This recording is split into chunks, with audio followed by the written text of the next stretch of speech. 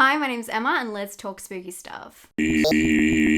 Welcome back to my channel. You can see the title. Today, I'm going to catch up with you guys and let you know my top 10 so far of the year.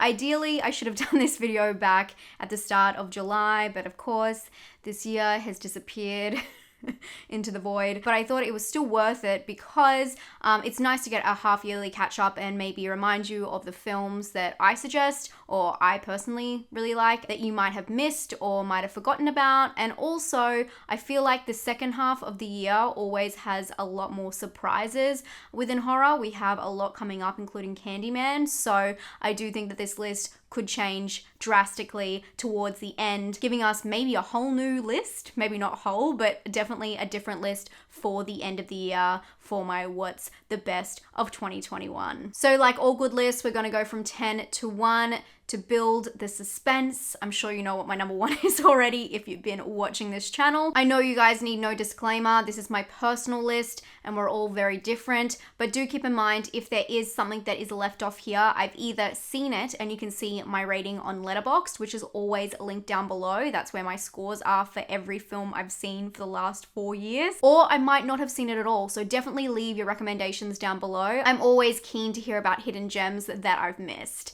So let's start at number 10, and it is Hunted. The company of wolves is better than that of man. This is the theme of Hunted. This disturbing horror thriller is based on the story of Red Riding Hood. The film follows Eve, who meets a charming man at a bar, and upon their ride home, he reveals his true self. Eve escapes his clutches, running through the woods, where she'll have to survive the night by becoming one with the forest. This film is literally watching the point where someone is pushed by humanity to fight back and take a final stand. I put this film off for a while, but when I finally watched it, I was really surprised by the structure of it. I thought it was going to be a very straightforward story, but it was very intense and really shook things up. You really get to see her push herself to the limit, and I thought it was really interesting and a different structure for these kinds of revenge or more survival kind of films. So I really enjoyed this film, and it was quite surprising to me that I did as well. Next, another surprise, and I should say this list, there is really no subgenre focus. It is all over the place, really just original and interesting films that I have loved this year. And I think they're all very, very different. And this next one is no exception. I actually slept on this one. It was released in March. The Block Island sound is impossible to put in a box. The film follows a dysfunctional family that are impacted by a strange force connected to their coast. The family then spins out of control, trying to find the root cause before it's too late. A very vague blurb from me there, but it was quite a shocking film, and I had no idea where it was going. The characters are very interesting, and the dysfunctional family is done in a different way that I don't think we've seen before in horror, and it feels like a very realistic film, and then there's some really cool elements thrown in that will very much catch you off guard. So I really enjoyed this one, and I thought it was really eerie. There are some moments where it feels a little bit cheesy, but I do think because of the way it's put together, it kind of pulls it off, but it might do better watching it in a dark room where there's not so many distractions, or watching with people who will talk through it, because you really need to get sucked into the vibe. But if you're looking for something very different, I don't want to give away too much. That's why I haven't really, I've kept it very vague on this one. It's a very interesting horror that really blurs the lines between all subgenres. Next, we have Boys from County Hell with the tagline, "Hard work never killed anyone until now." Boys from County Hell is a horror comedy that mixes folklore with, well, lads. This one is about a crew of road workers who must survive the night when they accidentally awaken an ancient Irish vampire.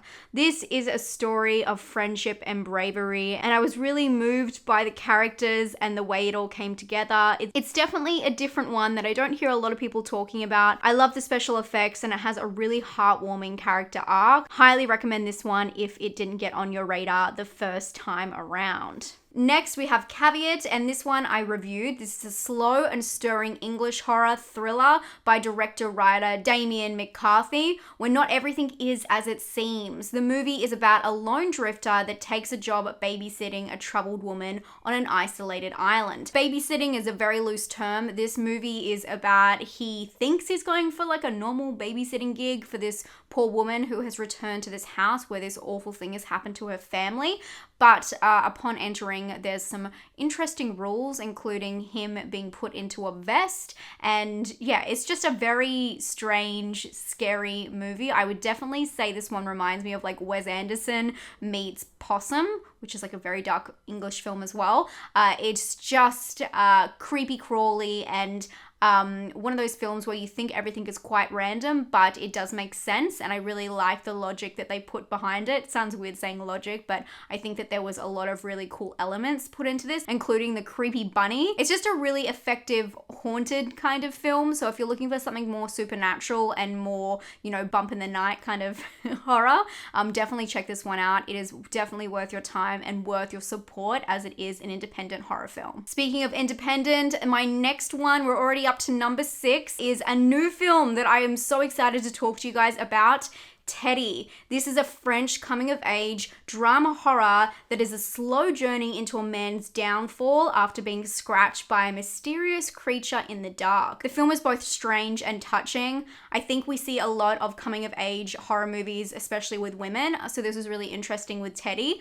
I actually didn't think I'd like this film at all, and it really won me over. It is very strange though. The situations and the kind of flow of the film is like all over the place, but when you kind of take a step back and you like see the film as a whole, you really understand the pivotal moments of the story and why it was set out that way. So it's more of a film that you can reflect on, and for that I just thought it was really clever, and the guy who plays Teddy is amazing. I just thought this was a really fun film, and when I did my What's Coming to VOD, I talked about this film, and at the time I didn't know too much about it, but I can definitely say it's more of you're watching him go through life and everything knock him down, and at the same time something strange is emerging in his life, and it's just an interesting marriage of those two situations. And this one's now on Shudder, so I would recommend you checking it out, obviously. Smack in the middle is the mockumentary horror comedy Faking a Murderer. This one is a focus on satire, and it's one of the best hidden gems I've come across lately. I did a review recently for this film where I talked to the filmmakers.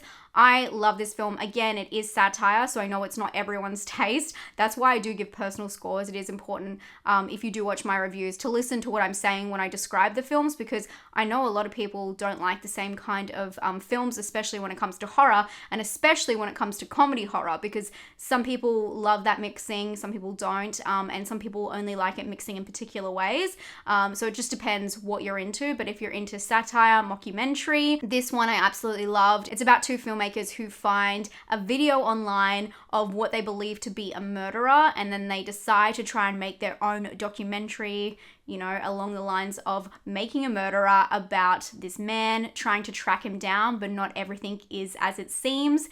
This film is funny, foremost funny, and it does get a little bit bloody, but it's very interesting, and I just love the way it's put together. It's very realistic, and they're calling it the Borat of Horror because it utilizes these filmmakers with improv and real situations. Next is Fear Street, and I've actually put all of the Fear Streets together because if I was gonna, you know, say 1, 2, 3, that would take up 3 spots, but I think all of them, I mean, 2 is not my favorite, but I think all of them go pretty high on the top 10 for me. So I'm just going to group the trilogy together for the sake of, you know, making this list longer for you. Obviously, if you have seen my video on Fear Street, I ranked them and I talked about hidden messages, objects, homages in the stories. If you do want to check that out, I will link it down below. But I did say in that ranking, just so you know, I liked the last one better, so number 3, and then I liked the first one, and then I liked the middle one. But I do like them all together, and I do think that they really complement each other, obviously, and they work well. I don't think one piece would work without the other, and I think all 3 are very important to that story. If you don't know what Fear Street is, it is a drama horror mystery about a group of teenagers that accidentally encounter an ancient evil that may be responsible for a series of brutal murders that have plagued their town of Shadyside for over 300 years. They're released week by week on Netflix, and they go into the past of the story of Shadyside. So the first one is set in the 90s, the second one is set in the late 70s, and the third one is set in 1666. Very interesting story, and a lot of really gory kills that we weren't expecting. I think a lot of people loved this series, even if they liked one of them. I was so happy with the way this was produced and put out. I don't think that we could ask for anything more, to be honest, and I'd love to see a follow-up. I'm sure you guys, a lot of you agree. My number 3 spot might be a surprise to you. It is Psycho Gorman, with the tagline, "Little Girl, Big Psycho." Which I love so much. This Canadian horror comedy is a homage to 80s cheese. It was officially released in early 2021, and again, one that I was late to get on. I'm not a huge 80s, I'm not like against it, but it's just not something I gravitate towards all the time, 80s horror movies or homages towards that, and I was just blown away by how much care and detail was put into this whole production. The film follows a brother and sister who unearth a gem that controls an evil monster looking to destroy the universe. But the little sister, Mimi, does not take orders that easily, and she's not going down without a fight, so she decides to use this evil monster as her own plaything. Mimi is perhaps the most iconic horror movie, I mean, she's not a villain, but character just in general in the last 10 years. I don't know if you agree. If you've seen it, you totally know what I mean. Mimi is everything, and it's just so funny, and I do love her brother, but Mimi, come on.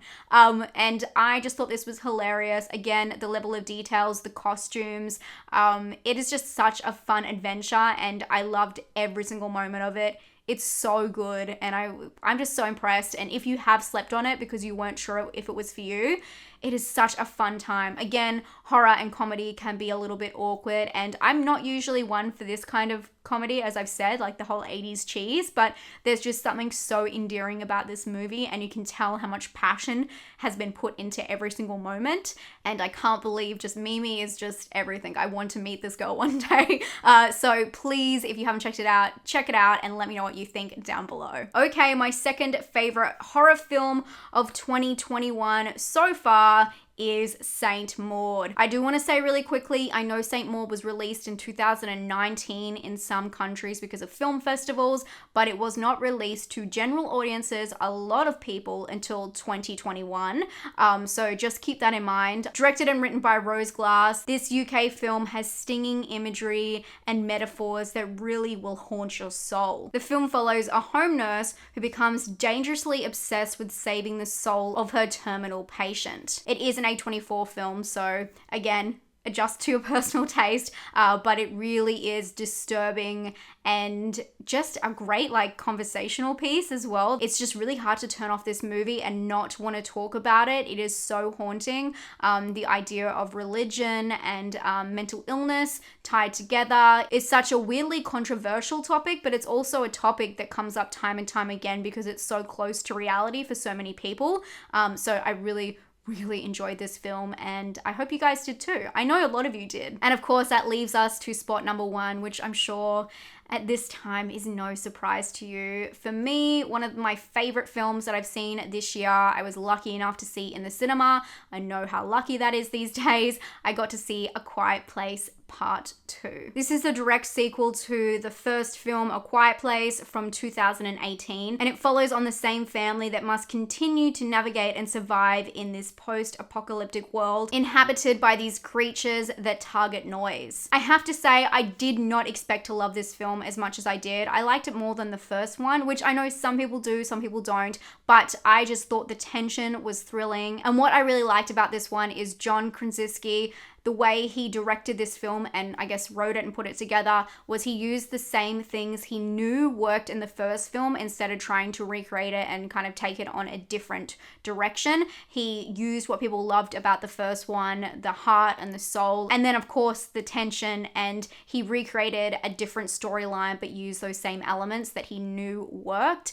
He only became a fan of horror through doing these genre films, so I just think he's done amazing, and I just think it's incredible. I was lucky enough to see a Q&A from him, the director, when I went and saw the film. It was a live Q&A that they did across Australia, and it was so interesting. He talked about how his role on The Office actually really helped him construct this story, because in The Office, it's not really funny lines, it's how people deliver them. And he wanted to make a film about a family that wasn't necessarily horrific or scary, but it was just the situation around them and how they reacted to that made it scary. It wasn't the lines, there was no punchline, there was no jump scare. I mean, there is a little bit of jump scare, but I just thought it was really interesting the way he put it together to emulate what he already knew worked, and it does work. It works in a whole new way, and I was just very impressed by it. Again, not normally my kind of film. I'm very much into psychological, paranormal, all that kind of stuff. So very interesting result for me so far in the year. Believe it or not, I'm super optimistic to see what else is coming out this year, and leave all of your recommendations for films you think I haven't seen down below. Again, if you do want to check my letterboxd first, just see if I've seen it, because there might be a great film that you really love that just didn't make my top 10. I do want to give a shout out to Willy's Wonderland as well. Always loving Nicolas Cage, but didn't make my top 10. But I still think it's a very fun movie. Maybe not the best movie, but very fun. And I think that that's all we can hope for in 2021 as we're moving forward as a human race. Anyway, I hope you're having a fantastic day. Can't wait to see all of your recommendations down below. Make sure you go and check them out as well, because you might find some hidden gems that you have not seen yet. And let me know what your top 10 is so far in the year. I would love to read them and see where you place them, and see if we have any similar, what's different, what's the same. I love that. Thank you so much for supporting me and being here and watching this video. If you'd like to subscribe, I do videos every single week talking about horror movies and thrillers and giving you a lot of recommendations, and I will be back with some of them. I hope you have a fantastic day. I'll talk to you all very soon. Stay safe and stay spooky.